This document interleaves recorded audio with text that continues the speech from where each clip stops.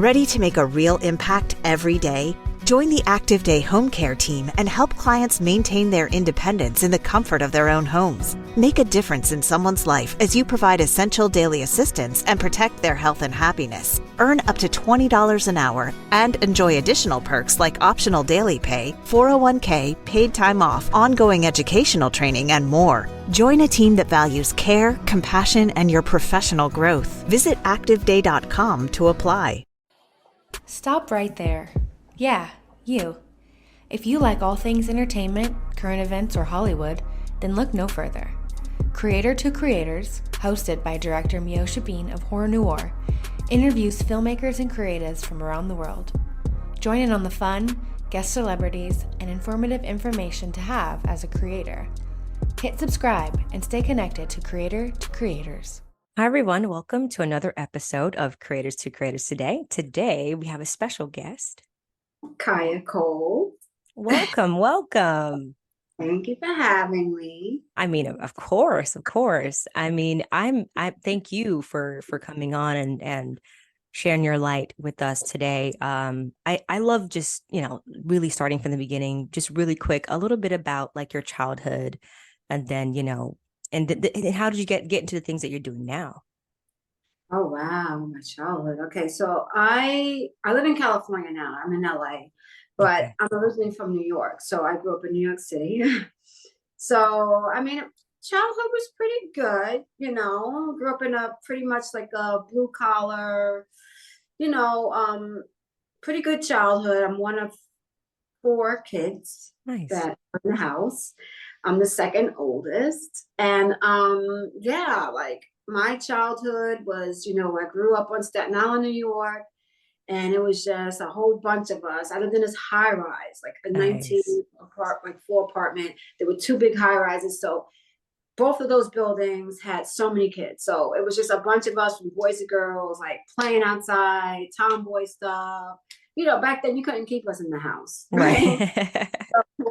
But yeah, it was that with my younger sister. So she's a year younger than me. So we were always together doing things with our friends. And yeah, mom tried to, she was a single mom for a while. Mm-hmm.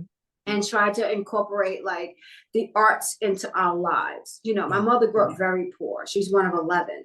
So Wow. she didn't have a lot of opportunity at all for anything. So she tried to make up for that by instilling that into us. Even if she struggled, you know what I mean? Like my mother was the type of mother that would like cheat on her taxes just to make sure we had what we wanted, Wow. I love that. It's So beautiful. yeah, from ballet. And I think at one point she tried to like get us into commercials or things like that. It was never a passion of mine. You know what I mean? I love the arts. That's kind of like the part of the brain my brain gravitates to is the arts. I was pretty good academically as well, but like anything that had to do with like dance was like my first love. Oh, I love that. Yeah, that's beautiful. Yeah, so I look, can see that. dance for anyone for free because that's how much I loved it. And back then too, like dancers were not making a lot of money. And if you're talking like even like music videos, they Oh, were yeah. not making a lot of money. But I didn't care. Like I could have did that for free and just been in heaven. Aw, I love So my that. family's pretty diverse. Like my mother tried to give us opportunity. She was very strict though. Mm-hmm. Like had to get good grades, had to keep the house clean. And of course, when she's not home, no boys, no company in my house. Right. A couple of times we got busted having friends at the house when she got home from work. Yeah. Aw, no, that's a great childhood. That's awesome that she was very encouraging for like to you guys to explore that part of being in the arts and being creative. I think that's a beautiful thing. Yeah, I'm originally from Florida, so I left Florida at a young age just to head on to like California. I did the whole thing there for 12 years. I was like, all right, after COVID, I was like, I'm out. So Yeah. it was It's tough. It's really tough, Yeah. to get footing, find, especially like, so it'll bring you up to speed. Obviously, we'll get there, but that's kind of how I ended up here. Like, Yeah. I have a daughter, and we'll get to that. But I've actually been here 12 years. I just made 12 Oh, years. Awesome. And How does it feel? 12 years. you know what? People, it's so funny because people go, "Oh, you're Angelino now." And I'm like, "No, I'm not." Right? Like, I love when I go places. Like I was just at an event the other night, and I love going places. And as soon as I open up my mouth and I stop talking, they're like, "Where are you from? You from the East Coast?" And I'm like, "Yup." Even my license plate, it's like it's a custom plate, and it's dedicated to the East Coast. I'm like, I Love can't it. say this, but it is. Yeah. Love that. Love that. Well, now that, well, I mean, I'm sure a lot of people know, like, I would love to talk about too, like you said, you have a daughter in the business. So, mommy manager, how is that? How is that? Is that a difficult world? I mean, you have your Beyoncé's out there and Tina Knowles. I got to meet her and how she is very involved in her daughter. I don't know, like the ins and outs. I'm sure it's pretty difficult. Ooh, I mean, it can be because, that business can be very fickle, right? And everything comes in waves when you're dealing with the entertainment business, as you know, right? You Yeah. have your highs and your lows, or everything is constantly like this. It's never up here, it doesn't stay up here forever. Yeah. So yeah, okay. So quick backstory to that. Living in New York City, met her dad. At the time, I just had a job. Yeah. I was at the post office, but I made good money. I had great health benefits. I had my own place in Brooklyn, so I was doing okay. Then I met her Yeah. dad, and we kind of fell for each other pretty quickly. I also met him at the post office. He worked there, but we didn't work together, so that would have been a little too messy if we worked together. But a lot of girls liked her dad. Like here's this muscle bound guy that was new. Anybody that was like new and cute that showed up at the post office, it was like everyone flocked to them. Like, okay, they were like kind of like fresh meat, right? So anyway, Right. hit it off, and he was quiet and I was kind of quiet. Then we had her, and I was living in Brooklyn. Long story short, I knew pretty much like once right before she was born, the trajectory of our relationship just was shifting, not in the positive way. So I pretty much knew that I was like, okay, I don't want to marry him. Right. Like I'm grateful for us bringing a blessing into the world, but I pretty much knew that this relationship wasn't serving me in the best positive way. So I kind of had to let him know, like, this is not working. You got to go. But it wasn't like you just got to go. Like, it was friction before that. Like it was a Right. build up. You know what I'm saying? So it's weird because when she was in my stomach, right, I would have, and for those who don't know, my daughter, her name is Sky Jackson. So when she was in my stomach, I would have like premonitions, which I would just have dreams, and I felt like, yeah, this little girl, and because I knew she was a girl, I found out the sex, and I'm like, she's gonna be something. And again, it was not my passion to be an artist, to be an actress, to be anything. When I was growing up in New York City, so before she was born, I take the subway everywhere because in New York you walk, you take the subway everywhere. Yeah. And I would get handed cards from people like, "Oh, you'd be good for this magazine," or "Oh, you should call me up." Like, so I got approached a lot to do things. So I've done hair magazines, I've done a couple of music videos, but again, it wasn't my passion. And then I had her. So yeah, when I had her, she was just a good and friendly baby. And I already had her name picked out. I already knew Oh, her name was gonna be yeah. that's I great. picked out way before she was born. And I kind of got that name from, for those, some of your viewers or listeners may be very young, but I used to hang out sometimes with a group called Jodeci.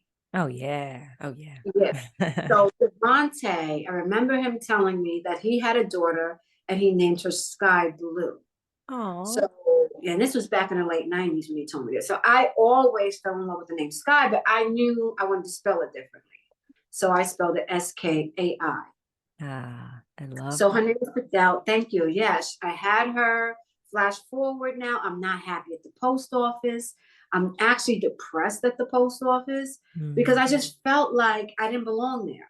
And everyone that I worked with, they were women. Most of them were women, but everyone was older than me, like in their 40s, 50s. And they used to tell me that. They used to go, "You don't belong here." Yeah. Right. So I gave myself 3 years. I was like, okay, I can't see myself doing past 3 years, but what am I going to do? Because I'm making good money. I have like the best New York benefits. Back then, GHI was like, everyone loved GHI. Yeah, right. Yeah, like, doctors, anesthesiologists, they love GHI. So I'm like, okay. So now she's born 1 month, 2 months, and my doctor kept writing me notes to stay out of work. I'm like, I don't want to go back there. Just keep, please. I want to stay out as long as I can. So my OBGYN, okay, a quick backstory about my OBGYN. Her name was Dr. Syed, and still is Dr. Syed. I believe she's retired and she's doing other things. Before Sky was born, I had a huge tumor on my right ovary. Huge. Oh, wow. Yes, to where my regular medical doctor, who was a man, told me, "Oh, you're 5 months pregnant." I'm like, "What? I haven't even done anything to be 5 months pregnant." But that's how big my tumor was. Wow.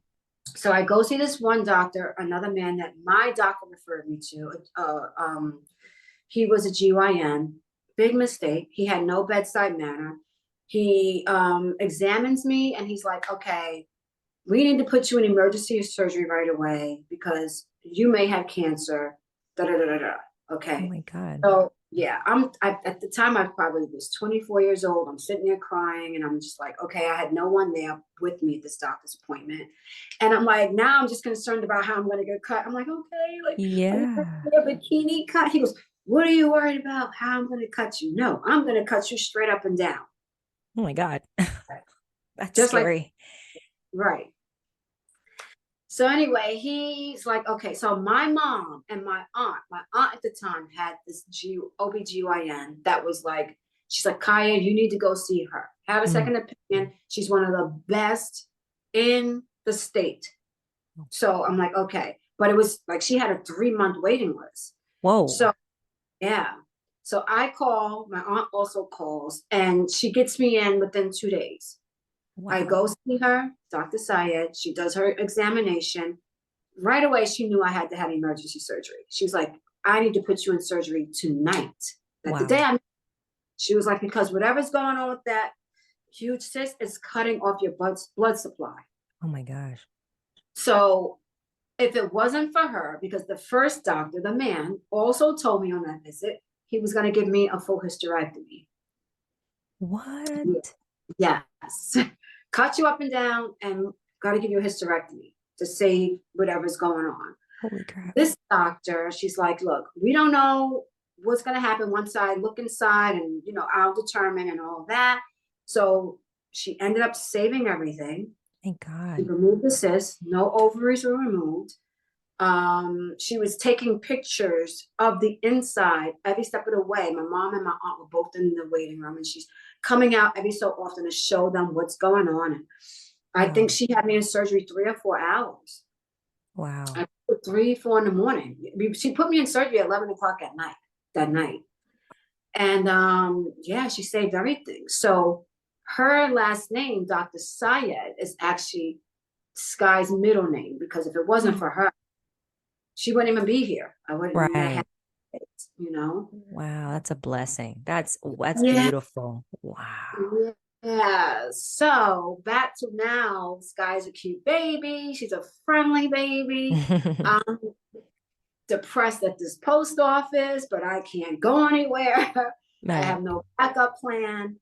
And that same aunt that referred that doctor to me also worked at the same post office at me on a higher level. Okay. And now Sky's about 6, 7 months old. And my aunt, all right, so at this time I was subscribed to like the baby magazines, right? Yeah, so magazine, I'm getting these magazines. And I remember there was a question at one of the moms, because they always had in the back like a question and answer.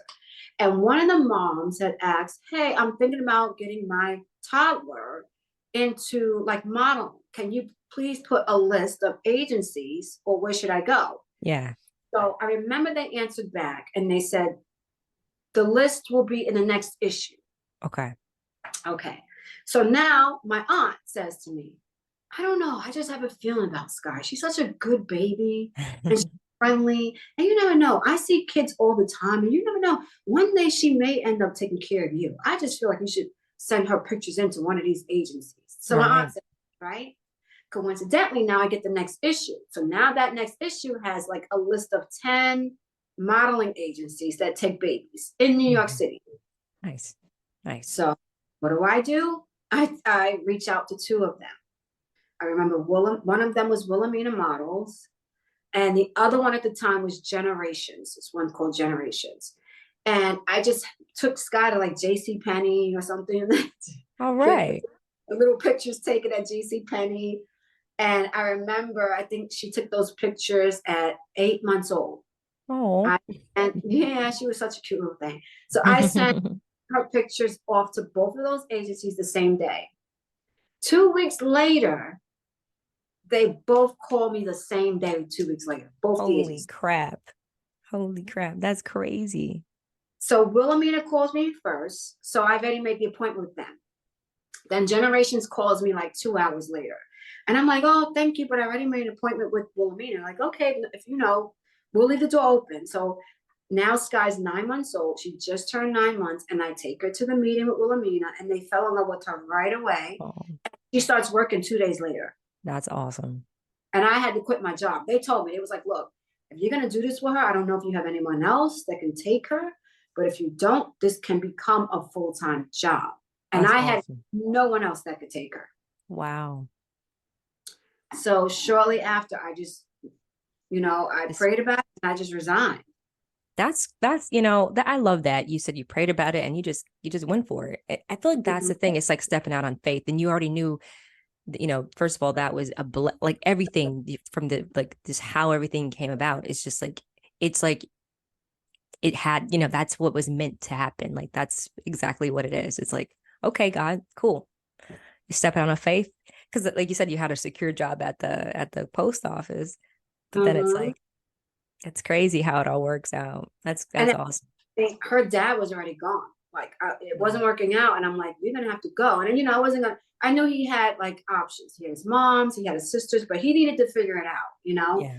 So he's already gone. So now I resigned, and I remember my mom was worried. She's like, you resigned from your job, and he's no longer living there either. Like, you're gonna end up struggling. And I said, I'd rather struggle than to raise her in a household where we're bickering, because my mother went through that with my stepfather. And that caused extreme trauma for us growing up in that house, watching my mother sometimes get her ass beat, or the fear of him coming home drunk, because he was a drunk. He was a great guy. He was a great provider. But when he drank, you didn't know what you were going to get when he walked through the door. So now, don't get me wrong. My daughter's father was not a drunk or anything like that. It's just that his mouth was a little too disrespectful, So I didn't want to raise her in that. And so I was willing to let the chips fall where they may. Whatever happens, happens. So now with that being said, she starts working right away. I think one of her first 2 jobs was Parenting Magazine, and she did a Fisher Price something and something else for a high chair that also ended up in Parenting Magazine. But kid models don't even make a quarter of what adult models make. Yeah. Now I'm living off the little bit of savings that I have, because I saved enough. And now she's making pennies compared to what adults are, but she's working a lot. She's like, now comes the baby in high demand, right? So now flash forward, we're doing this now going on a year. She's a year old, but everyone loves her. And I think she's worked for everybody from Kmart to Sears to Walmart to every almost baby brand to, sippy cup, this and that. And everyone that worked with her, all the clients would tell me, like, your daughter is something special. We work with a lot of kids. And I'm telling you, like, I have a feeling your daughter is going to be something. Like, we work with a bunch of kids, and your daughter is going to be something. Yeah. So I'm thriving off of these words that are coming from people, right? But my money is dwindling, right? Right. So now I get to a place where I'm damn near broke. But the way that my pride is set up, I never ask anybody for anything. I'm not living with my mom. I'm doing it on my own. I'm not calling my mother for anything.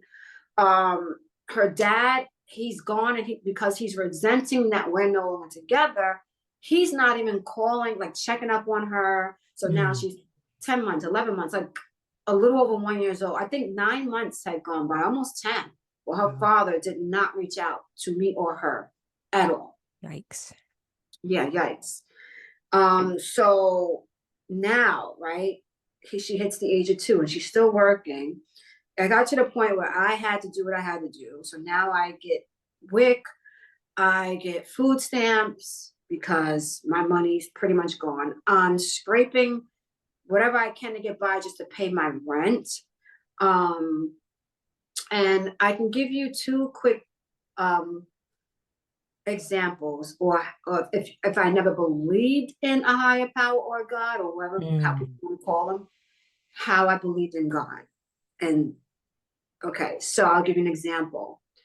So now literally I'm asked out. I have like almost negative money in the bank. Wow. And my pride, and as close as we were to her booker Terry at Wilhelmina, like I said, Sky had signed with them at 9 months old.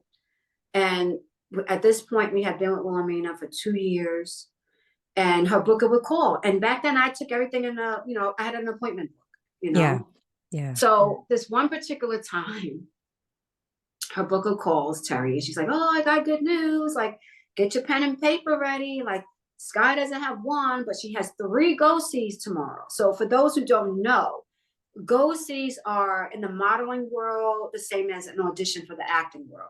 Right. So a go-sees, they just want to go probably look at your book, look at your comp card, whatever you have, right? And then decide if they want to hire kids or babies or models for the job. So she has 3 tomorrow, she says. And I remember I only had enough money to get to 1. And my pride would not let me tell her, I don't know how I'm going to get to the other 2. Yeah. Okay. Yeah. So in New York, it was hustle.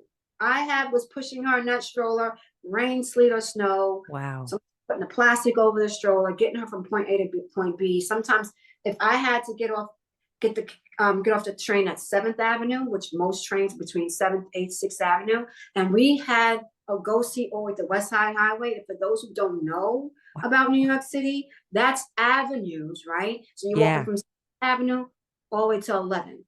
Now, walking the avenues is further than walking the numbered blocks. Right. So if you're walking 436, that's faster. When you got to walk close to that water, that's a walk and a hike, right? And especially when you're pushing a stroller and then rain, sleet, or snow.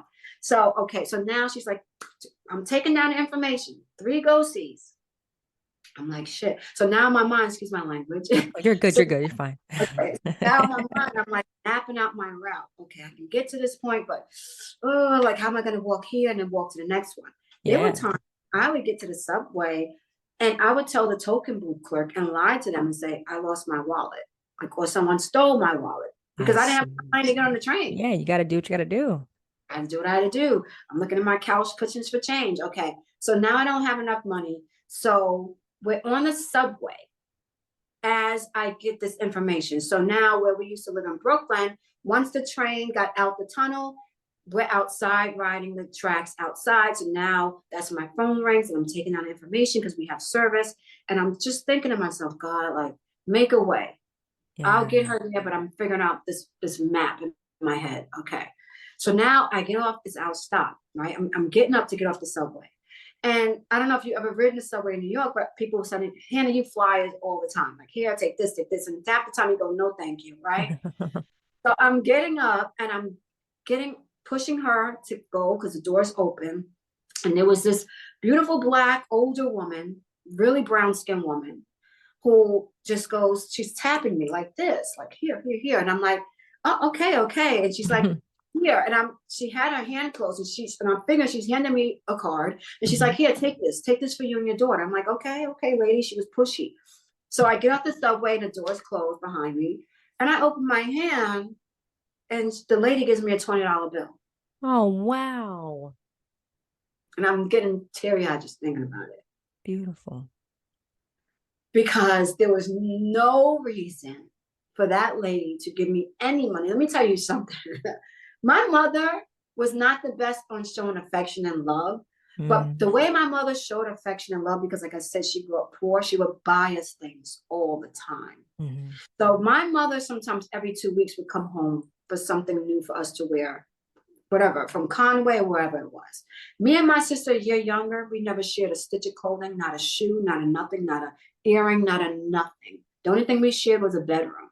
And I'm saying that to say I could wear clothes for 3 months straight and not repeat anything. That's how much clothes we both had. Wow. So because of that, right, that kind of stuck with me, and it kind of instilled a bad habit. So when I was making decent money, I was shopping all the time. Yeah. My little girl wore Italian leather shoes. And, you know, so my point is that there was no reason for that woman to hand me that money because I didn't look destitute. I didn't look broke. I didn't, you know, get what I'm saying? Yeah, So that was a God thing. that was a God thing. God was like, this woman, she needs this. Like she got it. She has to get to point A, point B, point C, because God had a bigger plan. Because there was many times I kept saying, I got to take Sky out because I'm not surviving. I got to go back to work. Wow. That is, thank you for sharing that. Cause that's amazing. Wow.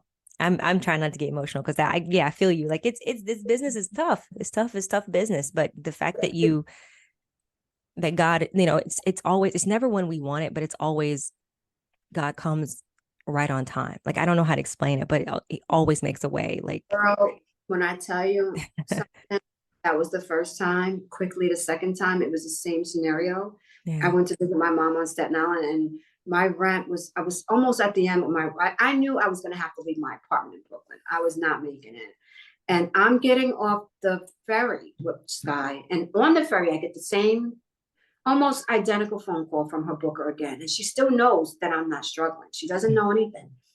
And the same thing, she's like, oh, take this down. And it was 2 that day. She goes, Guy has 2 go-sees tomorrow. And the same thing, I go, damn it, why can't I just tell Terry I can't bring her tomorrow? I don't have the money to get there. I don't know what I'm going to do. So I'm pushing her off. No, actually, we're walking. She was old enough to walk. At this point, she was 3 years old. And we're walking to the train. And it was early morning.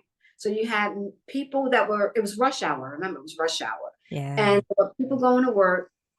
And we're downtown Manhattan, like close to Battery City, right? Near the Staten Island Ferry. And all of a sudden, this Caucasian man in a suit on his way to work, he goes, excuse me, miss. And I said, yes. And he goes, that man over there is calling you. And I'm like, what man? So I turn and look, and it was a homeless man, tattered, battered, dirty, whatever you want to call it, laying on the ground on top of a cardboard with his cup, with his sign out. And it was a homeless man waving to me, can you please come here? Homeless. No. And I look at him and I'm doubtful. And I'm like, I'm not over there. So he goes, no, please. Can you please just come in? And so now the white guy who stopped me is curious, like, why is this homeless man? Like, what's going on? So I inched my way over there and I have my daughter like behind me, like stand behind me. Like, and he's like, no, I don't mean any harm. I just wanted to, he said, please, take this for you and your daughter. The homeless man was trying to hand me a $10 bill. Wow. And I said, I can't take that. He said, no, you have to. He said, please, please take this for you and your daughter. That was God. That was God. Wow. That's amazing. But the fact that, you know, you've overcome so much and I mean, you can see it. I follow your stuff online. Like you're an inspiration in your own, like in your own right. Like, holy crap. I literally am like, I'm working out more now because I've been seeing your posts. I've been like, holy crap. What motivates you to stay fit? Yeah. I mean, you look amazing. Like, holy crap. Thank you. Okay. What motivates me? Okay. Number one is my health, right? That's number one. Yeah. I'm a single mom. And I always put myself back into when I moved to LA, when we finally got the call, because Sky wanted to come out here since she was 5. And I always said, oh no, we can't afford that. And the only way we're going to LA is someone sends for you. And that's just that happened. She was already a working actress in New York. And then we get the call from the Disney Channel, because she had auditioned for the Disney Channel in New York. Nice. And we forgot about it. A whole month went by. And so anyway, we get the call and lo and behold, we had to move here. And And anyway, but when we moved here, I gave up my health benefits. I had no health benefits because my benefits only covered me over there on the East Coast. I see. Yeah. So now I come here and I have no health benefits. I'm a single mom. At the time she was making, look, comparably to the average American these days, decent money, right? Right. But no one back then taught me about corporations, anything like that. So she's being taxed out the union. First of all, the first time I ever did her taxes when she was 2 years old, I walked into, I think it was H&R Block or Jackson Hewitt. It was one of them. It was Jackson Hewitt. And I walk in there and they go, yeah, how can I help you? And I'm like, oh, I'm here to do that. Okay, great. I said, oh, for my daughter. They go, well, okay. How old is your daughter? I said, 2. 2. Oh, man, I love it. So they're flipping through books, like trying to figure out and making phone calls. So anyway, so that being said, I come here with so I knew I had to stay healthy, right? Yeah. So I always worked out a little bit in New York, off and on I did. But when I got here, first of all, you're in LA, right? It's a land of everyone wants to look good, everybody's eating organic and everything. So you kind of fall in line. Yeah. But what really kickstarted, so I eventually did, after a few years, I had no health benefits for a good, I want to say 5 to 6 years after I moved here. Wow. Because the unfortunate side of that is these kids who are working, they're taxed like adults, no different. Oh yeah. And they're taxed like adults. They pretty much had a household if they're making more money than you. Mm-hmm. But, and I feel like the union needs to change this law. They cannot, you cannot be a dependent when it comes to their health benefits. So she had full health benefits through the union, but could not cover me. That's crazy. But if it was opposite, and I'm the breadwinner, I could put her on mine, right? Yeah. But she could not put me on hers, which sucked. So 2020, now we're all home.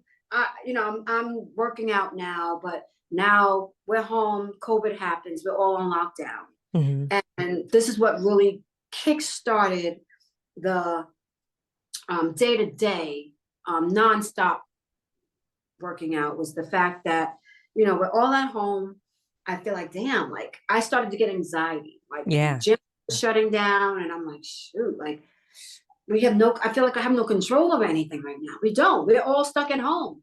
And I remember calling up one of my old trainers at F45, because he's at home too. And he was working out in his garage, to stay fit.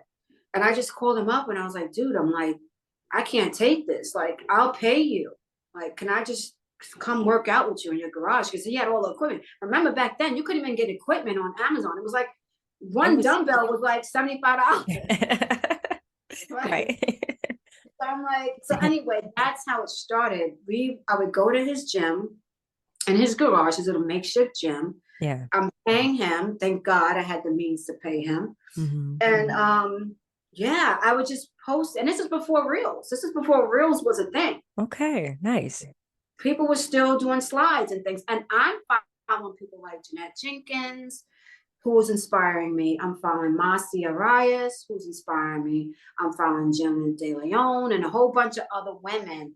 Zuska, all these women that I'm like looking at them like, damn, now I wish I could do that. Yeah. And so working out with him, sometimes we'd be silly. We take dance breaks and he would just record me taking a dance break and I put it in my story. Right. Yeah. I would have people look at my story and go, wow, like you're working out, you're inspiring me. Like you should keep posting these. Yeah, definitely. Then Reels becomes a thing. As we're working out, it was 15 seconds. Remember when Reels was the first thing? You could only do 15 seconds. So me and him started doing that and I would put it in my story. Yeah. And then it went to 30 seconds. And so from my recognition, like what I remember, all these professional girls who are certified and they have their brands and they're doing workouts, they were still doing slides, right? Mm-hmm. I was like the first one that started doing Reels, my workout videos to Reels and music. Nice. And I was monetizing off of it. Oh, nice. Yeah. So Okay. that's what, then now, because now I started posting it on my page, it's the feedback that I get from people like you just now. And people say, oh my gosh, you're inspiring me. I'm like, really, me? And they're like, Yeah. yeah, we've been following you from the beginning. You're inspiring me. So Yeah. that keeps me going because half the time I don't like looking at myself. But it's the, What? I don't, honestly. I don't. I'm too critique. I critique myself. You're talking about somebody who dealt with bad body dysmorphia at one point. Yeah. Yeah. And I don't know if you saw that post. And I'm going to be 100% right now because that's the only way I know how to be. And I'm Mhm. very transparent of a person. Yeah. But I don't know if you saw that post I posted last week, actually a few days ago. And I was holding Sky, Hmm. and I said in the caption, and you could see like my shoulder bones, you could see more of you kind of could see my chest bones a little bit. And I said in the caption, yeah, this was at a time when I was abusing like weight loss aids and things like that. And I Mm-hmm. said, because I dealt with someone who's very well known in the music industry, who told me repeatedly that I was fat. Oh, Right. yeah. So this is at the age of 19 and 20 years old that I dated this guy. Coincidentally, and I say very coincidentally, after I posted that, an hour or two later, Cassie's bombshell comes out, right? About Diddy, right? Yeah. That post that I posted and that caption that I wrote was about Diddy. Wow.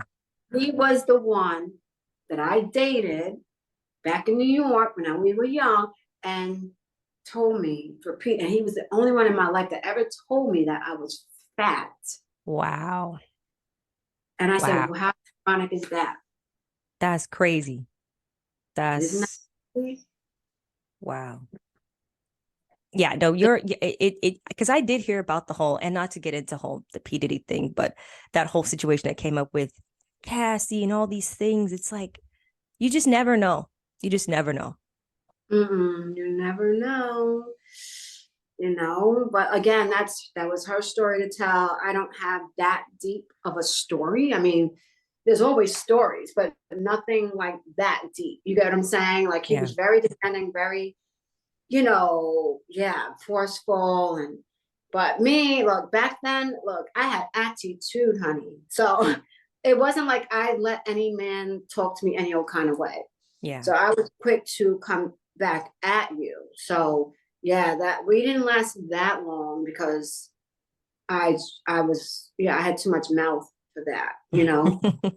But the one thing that stuck Hmm. was that telling someone that they're fat, and even though he probably really didn't mean like harm, you Hmm. get what I'm saying? But when you're young and dumb and you don't realize that how much of a lasting effect just words can have on someone, and I didn't realize it until I had to reflect back on it. Like, why am I taking laxatives all the time? And why am I? Yeah, it was because it was that. It was him telling me that I was fat. No one had ever said that to me before. And I wasn't even fat. I was Wow. probably 5 to 6 pounds heavier than I am now. Wow. I Yeah. no, but I mean seriously, what's your sign, if I may ask? I'm a Pisces. Okay. Okay. Okay. Nice. Mm-hmm. Nice. Nice. Nice. I would have thought Leo for some reason. I don't know why I was getting Leo vibes, but no, I love it. I love it. No, but I mean, I really love what you're doing with your platform. It's like I said, it's super inspiring because I mean, you don't just to see someone that's getting up and doing it and putting videos out and the constant, like, it's like you can do this. I mean, I was on it for a little bit, but then I don't know, after COVID happened, I just kind of lost a little bit of like my but I'm getting back in there. So No, but I tell thank people you. all the time. So I also have like a subscription side, and there's only a handful of women Hmm. that, and for me, it's not about the money because they're only paying $4.99 a month, right? Yeah. So for me, it's more of feeling like I'm helping. So right now we're a few months in, and I go, and actually when I get off here with you, I have to go live with them. And Okay. I go live with them and I just help to hold them accountable. I have, some of them are losing weight. Some of them the first time that they're ever working out like this. And we talk about nutrition, and I make sure like, okay, like, did you work out yesterday? And what did you do? And then I kind of help them find too, okay, if this is not working for you, change it to this. So yeah, like, that's what keeps me going. Like, it's weird to me sometimes if I go to other states and somebody says to me, I follow you on Instagram. I'm like, you do? They go, yeah, you and your barefoot workouts. I'm like, okay, now so you tell the truth. Yeah. So yeah, like, I was in New York this past summer and I got that a few times. Like, oh my gosh, I follow you. And I'm like, you do?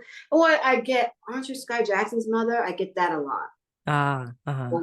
And with that being said, like I said, I'm glad that, look, there were a lot of rough times getting to where we are today. But I wouldn't change it for anything at all. New York kind of beat us up a lot. So that's why when we got the call to move to LA, I was all about it. I was nervous because I had never been to LA and I'm moving cross country with my daughter and I don't know anyone. But I was ready too, because I felt like, damn, we took a beating in New York, because it was tough. Like, just people don't realize, right? When they think about the business, they think, the glitz and glam. Glitz and glam, you're rich, you're this, you're that. And no, far from rich. We were like little child. When the more money you make, and I remember she was 6 years old. And remember, I had been doing her taxes since she was 2. And she was 6. And at this point, I had an independent tax guy. I wasn't going to the Jackson Hewitt and stuff anymore. And I remember he called and he's like, oh, I got good news and bad news. And I'm like, okay, great. Like, what's the good news and what's the bad news? Yeah. He's like, good news is she made this much this year. And when I heard the number, I'm thinking to myself, really? Because we didn't even see half of that. Wow. Because that's how much taxes you're paying out, right? Tax is crazy. It's crazy. And he goes, but because she made this much, she now owes this much in taxes. And I'm like, what? Like, where am I getting that from? You know what I'm saying? So, there was times when we were back in taxes, because I'm trying to pay rent, take care of us, feed us. I already done for my job. And her money now is, and that's another thing too, I'll just say this. So for those who don't know, I was happy, and because I always felt a level of guilt. But I will say, because I was doing it on my own. Like, so if I took her to go-sees auditions, because at this point, she went from go-sees, and then 3 years old, and actually 1 year old, she did her first commercial. And then now she's auditioning more, right? But I would go to these auditions and see these moms. A lot of them were Caucasian. And this for them was like just a hobby for them. Like taking their kids. A lot of them had well-off husbands. They were doctors and, whatever, lawyers, a lot of their husbands, and they had their big diamond rings on. And I'm sitting there knowing I'm here now because this is our livelihood. Right. You're here because this is just a hobby for you and your kid. You get what I'm saying? Even though Sky, at a young age, she never looked at it as work. She always looked at it like that was her playtime. She loved what she did. She would say though, she'd go, I'm going to work. Her work in her mind was going to try and put on clothes. Right. But when she got to the age where she could understand anything, I was always open and honest with her, and maybe too honest about what was happening. We would have money conversations. Yeah. Because I never wanted my child to ever resent me. You hear the horror stories, right? Oh, yeah. And I was always happy that they had that law. In New York, they had a law where you had to open up a trust account for your child who was in the business. And by law, 15% of whatever they make. So let's just say if they got a check for $300, 15% automatically goes into that trust. I got you. Yeah. Right. So I was happy about that because I was like, okay, good. Like some of her money is being saved for good for her for the future. Right. And I remember when my aunt said to me before I put Sky in it, and she said, I don't know, I have a good feeling about Sky. I mean, I have a feeling one day she may take care of you one day, Mm-hmm. right? Mm-hmm. My thought process, that was not mine. My thought process at the time was, okay, I work at the post office. I don't know how long I'm going to be here, but I just hope she makes enough money to go to college. Right. I want her to be able to pick a college that she wants to go to and not me not have to, or her not have to worry about not being able to afford to go. Mm-hmm. Mm-hmm. So that was my driving force for putting her in. It wasn't, oh, I missed out on my calling. Let me see if this works for her. None of Mm-hmm. that. So now that she's doing it, and a lot of her money is going to this trust account. Now when you move to LA, they have it's called a Coogan account. It's the same thing as a trust, but the trust in New York is not valid here in LA. So she Right. still that one in New York, but that money's just sitting there now. So now I had to open up a separate one, which she was 9 years old when we first moved here. And 9 years old, I had to open up another one with 15% of her earnings from the Disney Channel, from anything else she's done, commercials, whatever's going into that trust account. And I'm happy about that, you know? Yeah, no, you're right. It's the business side that people don't see. Like, so I appreciate you going into that, because I feel like a lot of times people just want to get into this business and not know what all this other stuff is. Because I mean, that's what it is. After I went to film school and got my degree and to do cinematography, they didn't tell us, oh, you got to pay back the stuff, the books you got to do, and then good luck, you got this degree, but they don't really tell you where to No go. You one told just got to me. figure it out. First of all, you have everyone is out for themselves. So you got the agents, the managers. Yeah. When she first started, she had a manager. I didn't know what I was doing. I was new to this. So you got the agents, the managers, and they're all taking off the gross, right? Yeah. That your kid is booking because that's money in their pocket. But Yeah. they're not teaching me about, like I said, corporations or anything else or investments. They're not teaching me any of that. None of that. So you're just living paycheck to paycheck. And I can give you an example. I remember her first real voiceover job. It was for Nickelodeon. And I remember we got a check and it showed you the gross, how much she made from that one voiceover job. And I remember it was 13,000 and change. Uh-huh. After you pay the manager, the agent, 15% go Coogan. And because there was no corporation then, she's taxed. You know what her take home? I think maybe she got $2,100. Wow. And I remember I cried. Yeah. Yeah. And her then manager's like, well, I don't know what to tell you. But I'm like, excuse my language, but bitch, you're happy because you got off the gross. Right, You exactly. know what I'm saying? Like, you don't know what to tell me. Like, and I just cried. And I was like, really, this is what it's gonna be? Like, she's gonna work hard and work all these hours and she's gonna make 5 figures, and then more than half of that's gonna be gone, and we're gonna be left with maybe not even a quarter of it. I was like, what's the point? What's the point? Yeah. Yeah. But yeah. it worked out. It worked out. I married someone, and that's a whole nother. That's a Lifetime movie in itself, and that's a whole nother show. Oh yeah, Okay? we gotta come back. You gotta come back. I'm gonna come back because that'll also help a lot of women too. Yeah. But the one good thing, he's the one that taught me about corporations. He taught me. And then I told him, I said, I think it's too late. He goes, no, who told you that? Like, no. Yeah. So he taught me. And then that's how, and then now we start seeing with the real money. And now, you know what I mean? Yeah. And now we're able to afford what we want to be able to afford to buy or whatever. But yeah, people don't understand. Like with the show business, a little bit is a show, a lot of it is business. Exactly. And that's what you wish for, because when the tax man comes, when you got to pay for the union, your union dues, every time union dues comes around every 6 months, I would get anxiety. Yeah. Yeah. So yeah. Absolutely. I mean, that's why this whole SAG situation, and everybody was like, what's going on? And there's a lot going on. A lot of things need to be changed for sure. So I think we're definitely making steps into the right direction, Yeah, I agree. I agree.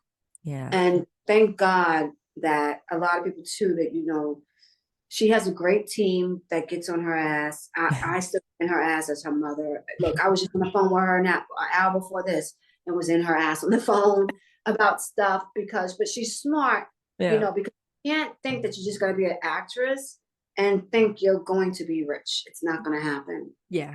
Yeah. Especially nowadays. Long gone are the days of the Sandra Bullocks, the Jim Carreys, the Will Smiths, the whoever was popping back then that was making $20 million a film, right? Yeah. Who were able to stack money away and invest because they were making $20 million a film, right? But then when you are making $20 million a film and people see that you're bankable, then you get more of the endorsement deals and all of that because you're bankable, right? So these people made smart investments. They've gotten endorsement deals. You know, Jennifer Aniston has the collagen and the whatever, and Jennifer Lopez, the L'Oreals, and all of this, right? So they're fine. This strike didn't hurt these people. Right, right. This strike didn't hurt these people. They're fine. But the average person that works in the industry, at least 80% of them are struggling. Oh, yeah. Right? To make it past the strike. And I will say this, thank God for I taught my daughter, as soon as she turned, my business hat was always on. I'm like, you got to do other things because let me tell you something. And I tell her this, and I'm a realist. You've been off the Disney Channel for 6 years. You are so freaking lucky that you're a Black young woman from the Disney Channel and the phone still rings for you. The phone still rings. That's great. That's unheard of, right? The phone still rings. It is. But she's also smart enough because I put in her head, like, you got to have other forms of streams of income coming in. You cannot just bank on this acting thing because if you do, you're going to be asked out. So thank God and I will just say this, she was smart enough. All that work from 9 months old all the way up until she was 18 years old, 16. She was off the Disney Channel at 16, I believe, 16, 17. Yeah. 21 now. Awesome. Since COVID, she's made more money since 2020 actually, and now than she ever made her whole entire career on the Disney Channel or whatever else she's done. That's a blessing. That's a blessing. So she realized how lucky she is. That's awesome. And, you know, to have a mom like you yourself to stay beside, I mean, you need that. You need someone that is also like rooting for you and not trying to like, because you're right, this business is full of snakes. You don't know who to trust. You know, I mean, I've been so many deals of like, when I first started out making like movies and stuff and the you know, directing them and then going into trying to get deals. And then you're just like, oh, there's the business side of that. Like, you know, and it's like, if you don't read those contracts, they'll get you. They will get you. You gotta pay attention because let me tell you something. And this is no knock to Disney because let me tell you something. There was a plus and minus to being on that show, the channel. It was the pluses outweighed the minus because look, it made her a household name. Yeah. And that she's able to get these things, right? But they're out for themselves. They're out for the show. They're not promoting your kid. They're just promoting the show, right? But when we got that phone call when she was 8, almost 9, actually she had just turned 9, and they said, we want to fly you guys to LA. But at the time she was on a show called Bulwark Empire on HBO. And it said, you're going to have to give up Bulwark Empire before you can get on the plane to screen test her for this Disney show. And I said, what? But the show's not even a done deal. Like, how is that possible? Well, that's just their rules. That's Disney's rules. You got to give up whatever you have going on. So I stepped out on faith, gave up Bulwark Empire. They flew us on a Thursday to LA, straight from the airport, straight there to the audition. Awesome. Didn't have to do anything. She threw up in a taxi because Disney was being cheap. And they didn't fly us direct flight. They flew us connection flights, and she got airsick. Oh no. So she throws up in the taxi on the way there and they bring me into a room right away. And you have to fill out this paperwork. There's no time to call an attorney. Wow, you just gotta go. If you don't fill out this paperwork right now, somebody's waiting right behind you to do it. Wow. So everything was written in stone and I just had to sign. So her first 4 years on the Disney Channel was all laid out. It was already, there was no negotiating. I didn't know, none of the parents, none of us had a time to call an attorney and come and look at this paperwork. They had all 4 years and what she was going to make all 4 years. And that was it. Wow. Wow. Then she got the spinoff. And then when the spinoff happened, then we were all smart enough to have attorneys and we negotiated the contracts. Right. That's that. Yeah. No, that's great. That's great. Any advice you would give to anybody that wants to get into this business, whether it's on the acting side or whatever, entertainment as a whole? Number one, make sure it's your passion, and make sure you're really passionate and hungry for it, because you're going to get a lot more no's than yeses. And all those no's will make you feel like, okay, I cannot do this, right? Yeah. But just know, out of all those no's, someone's going to say yes. So you just got to stay the course. Number two, and it comes to, and I can speak mostly for acting, I've had some dealings with the business industry, but more dealings with the acting industry. You never put out money. And I've had so many parents make this mistake. And I felt bad for parents who did it before they got to me. And I say, if anyone, if you want to put your kid in the business and you go visit one of these agents or whatever who says, I can make your kid a star, and they ask you for money up front, that's a scam. Because that's not how it works. The easiest thing to do, you take your own headshots. If you have a photographer that knows to go with the camera, that's great. If it's a baby, you don't need any professional pictures. You could take pictures on your iPhone nowadays, right? Just make sure nothing's in the background, nobody else is in the background, and you just upload it. Back in the day, I had the mail-in pictures. Now everything you just upload right to the sites. Right. If anybody asks for money, no. You do not pay anybody up front. No agent, no one. If it's a legit agency, they work out what the percentages are. I would say you don't ever pay more than 15%. Okay, nice. Don't ever pay more than 15%. Now, some will go for 10, right? That's what we're at, 10%, right? So if they ask for more than 15, no, your bottom line is 15. I mean, if they ask more for 15, no, I'm not going over 15%. And if they ask, oh, you need to put out this money, no. They get money when your kid or whoever books their first job. It's in the contract. They take their percentage out of your first job. So if you book a job for $2,500, they take 10%. That's how they get paid. They get 10% of what you. That's it. That's the, like, if I can stress that enough, and if anybody's watching this, do never put out money up front. If you want to put out money, if you want to pay for professional pictures, that's up to you. You pay a photographer, an outside photographer, to take your pictures, and that's it. Yeah, no, that's good advice. Learn about corporations, because you can incorporate yourself as a business. You can make an S corp or whatever, and learn about corporations. Yeah, that's definitely what I would say.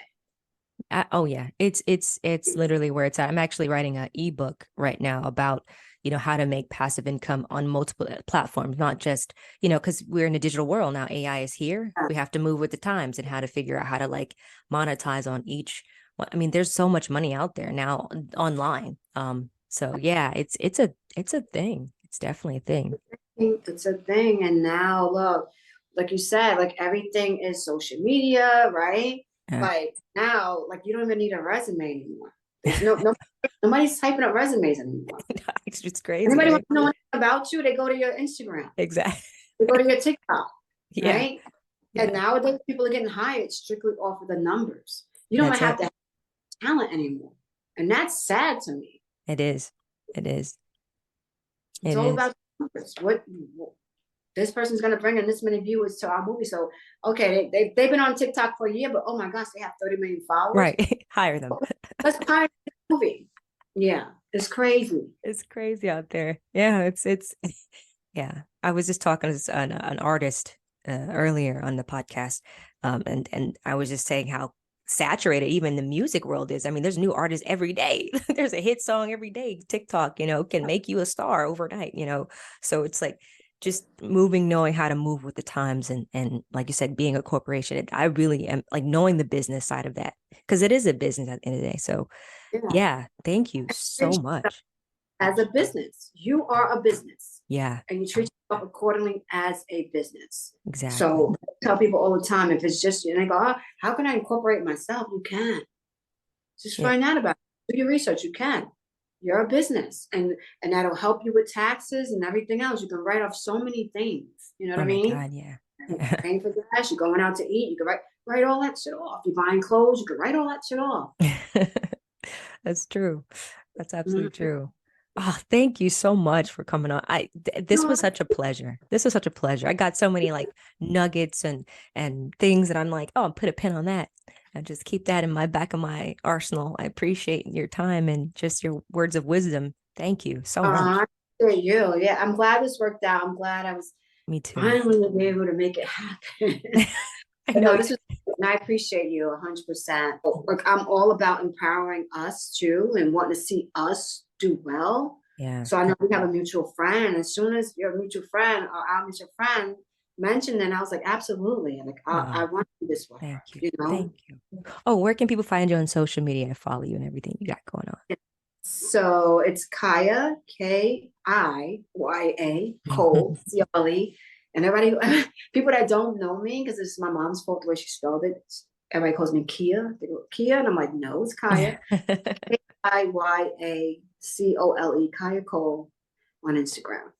Nice, nice. If everyone follow, yes, and you're amazing. Thank you Thank so much. Definitely you. come back anytime. And thank you all for listening. And always remember to live, love, laugh. We'll see you guys next time. Bye. Bye.